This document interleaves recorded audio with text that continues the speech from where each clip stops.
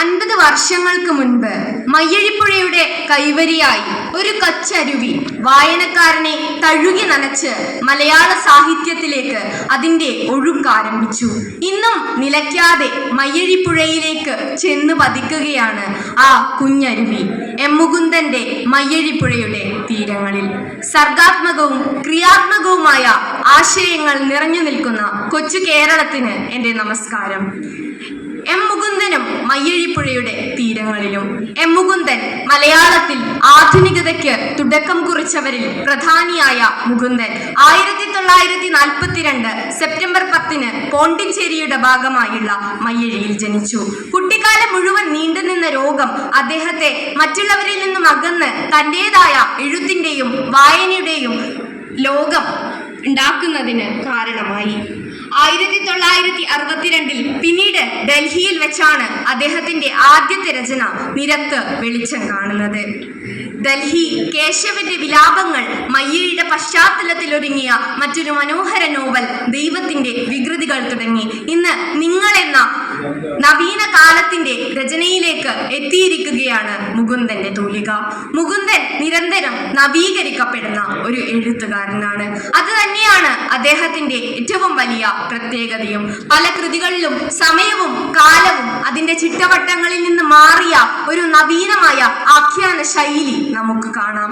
പഴയകാല എഴുത്തുകാരിൽ നിന്നും അദ്ദേഹത്തെ വ്യത്യസ്തനാക്കുന്നത്, ശ്രദ്ധേയനാക്കുന്നത് അദ്ദേഹത്തിന്റെ രചനകൾ ഇന്നും സജീവമാണ്. അത് ഇന്നും ഒരുപാട് വായനക്കാരനെ വായനയിലേക്ക് ആകർഷിക്കുന്നു എന്നുള്ളതാണ്. ഇനി കൃതിയിലേക്ക്. മയ്യഴിപ്പുഴയുടെ തീരങ്ങളിൽ. ഇന്ത്യയുടെ ഭാഗമാണെങ്കിൽ പോലും ഭാരതീയ സംസ്കാരങ്ങളിൽ നിന്ന് വിഭിന്നമായി പരന്ത്രീസ് ജീവിതക്രമം നിലനിൽക്കുന്ന ഒരു ഫ്രഞ്ച് അധീന പ്രദേശമായിരുന്നു മയ്യഴി. സ്വന്തം നാടിനെ തന്നിലൂടെ അടയാളപ്പെടുത്തിയ മയ്യഴിയുടെ കഥാകാരന്റെ ജന്മനാട്. 1954 മയ്യഴി സ്വതന്ത്രയാകുന്നത്. ഒരു പക്ഷേ ഭാരതത്തെയാകെ പാരതന്ത്ര്യത്തിന്റെ ചങ്ങലകളിൽ നിന്ന് മോചിപ്പിക്കാൻ വേണ്ടി വന്ന അതേ യജ്ഞം മയ്യഴിയെ സ്വതന്ത്രയാക്കാനും വേണ്ടി വന്നിട്ടുണ്ടാകും. അതൊരു കൊച്ചു പ്രദേശമാണെങ്കിൽ പോലും. 1974 ഈ കൃതി രചിക്കപ്പെടുന്നത്.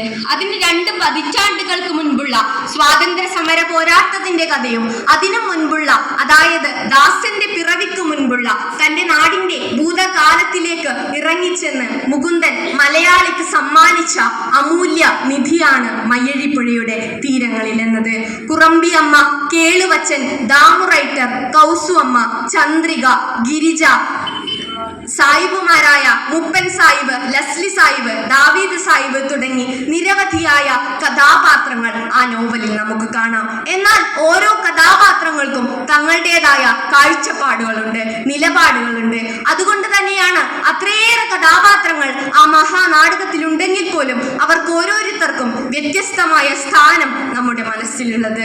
കഥയുടെ അന്ത്യം വായനക്കാരനെ അത്യന്തം ആശങ്കാകുലനാക്കുന്നുണ്ട്. ദുരന്ത പര്യവസായിയായ കഥ വായനക്കാരനെ അസ്വസ്ഥനാക്കുന്നുണ്ട്. അതേപറ്റി മുകുന്ദൻ പറഞ്ഞത് വായനക്കാരനെ കൂടുതൽ അസ്വസ്ഥനാക്കുമ്പോഴാണ് ഒരു എഴുത്തുകാരൻ വിജയിക്കുന്നത് എന്നാണ്. ദാസനെ പോലെ ചിന്തിച്ചാൽ ദാസന്റെ സൃഷ്ടിയുടെ പൊരുൾ എന്നത് മയ്യഴിയുടെ സ്വാതന്ത്ര്യമാണ്. മയ്യഴി സ്വതന്ത്രയാകുന്നതോടെ ദാസന്റെ ജന്മം അതിന്റെ പൂർവ്വ നിർവൃതിയിലെത്തുന്നു. അതിനാൽ തന്നെ ദാസന്റെ ജന്മം അവിടെ അവസാനിക്കുന്നതിൽ യാതൊരു അതിശയവുമില്ല.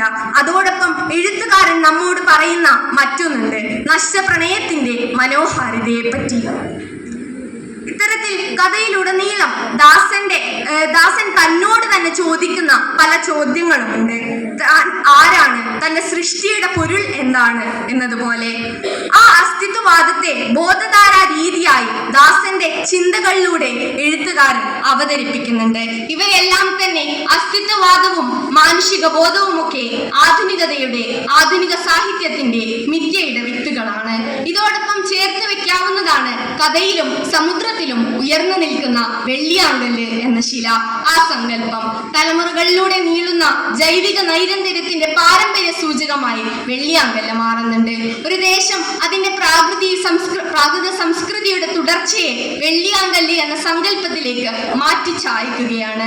കുട്ടിയായ ദാസൻ തന്റെ അച്ചമ്മയോട് ചോദിക്കുന്നു, എന്നെ അമ്മ പിറന്നതിന് മുൻപ് ഞാൻ എവിടെയായിരുന്നു? വെള്ളിയാങ്കല്ലിലെ പാറി നടക്കുന്ന തുമ്പിക്കൂട്ടത്തിലൊന്നായി തന്നെ അടയാളപ്പെടുത്തുവാൻ ദാസൻ പഠിക്കുന്നു.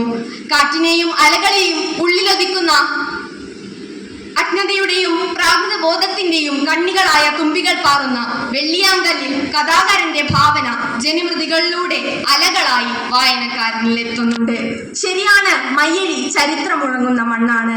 ആ ചരിത്രത്തെയും ഭാവനാത്മകമായ ചരിത്രത്തെയും മാത്രമല്ല, പ്രണയത്തെയും സൗഹൃദങ്ങളെയും മയ്യഴിപ്പുഴയുടെ തീരങ്ങളിൽ അവതരിപ്പിക്കുന്നുണ്ട്. അത്തരത്തിൽ വിശാലമായ ഒരു ജീവിതത്തിന്റെ പല തലങ്ങളും അവതരിപ്പിക്കുവാൻ ഒരു എഴുത്തുകാരന്റെ മാന്ത്രിക തൂലികയ്ക്ക് മാത്രമേ കഴിയുകയുള്ളൂ. മയ്യഴിയുടെ സാമൂഹിക ഘടന അതുപോലെ തന്നെ പ്രാധാന്യം അർഹിക്കുന്നതാണ്. വൈപരീത്യം നിറഞ്ഞ ഒരു സമൂഹം. ഒരു ഭാഗത്ത് സ്വാതന്ത്ര്യത്തിനായി ദാഹിക്കുന്ന കണാരേട്ടനെ പോലുള്ള, ദാസനെ പോലുള്ള വിപ്ലവത്തിന്റെ ജ്വാലകൾ ഉള്ളിലൊതുക്കുന്ന പപ്പനെ പോലുള്ളവർ. അതേസമയം അടിമത്തത്തിന്റെ ലഹരിയുടെ ആ പൊടിയിലാണ്ട് ജീവിക്കുന്നവർ, കുറമ്പിയമ്മയെ പോലുള്ളവർ. അത്തരത്തിലേക്ക് രണ്ട് തരത്തിലുള്ള ഒരു സമൂഹത്തെ മയ്യഴിയിൽ നമുക്ക് കാണാൻ കഴിയുന്നതാണ്. ഏതൊരു ഗ്രന്ഥത്തെയും എന്ന പോലെ മയ്യഴിക്കും ഒരു രാഷ്ട്രീയമുണ്ട്. മയ്യഴിയുടെ രാഷ്ട്രീയം അത് മാനവികതയുടെ രാഷ്ട്രീയമാണ്. മനുഷ്യനാവുക എന്നത് ഏറ്റവും വലിയ ഒരു കാര്യമാണ് എന്ന് പറഞ്ഞു തരുന്നതാണ് മയ്യഴിയുടെ രാഷ്ട്രീയം. ഇത്തരത്തിലേക്ക് ഒരു ചരിത്രകാരന് മയ്യഴിപ്പുഴയുടെ തീരങ്ങളിൽ മയ്യഴി പ്രദേശത്തിന്റെ ചരിത്രമാണ്. ഒരു കാൽപ്പനികന് അത് ദാസന്റെയും ചന്ദ്രികയുടെയും പ്രണയത്തിന്റെ അതുല്യ സ്മാരകമാണ്. ഒരു വിപ്ലവകാരിക്ക് അത് മയ്യഴി എന്ന നാടിന്റെ സ്വാതന്ത്ര്യ സമര പോരാട്ടത്തിന്റെ വിപ്ലവം ജ്വലിക്കുന്ന ഓർമ്മയാണ്. ഇത്തരത്തിൽ പലതരത്തിൽ വായിക്കാനാവുമ്പോഴാണ് ഒരു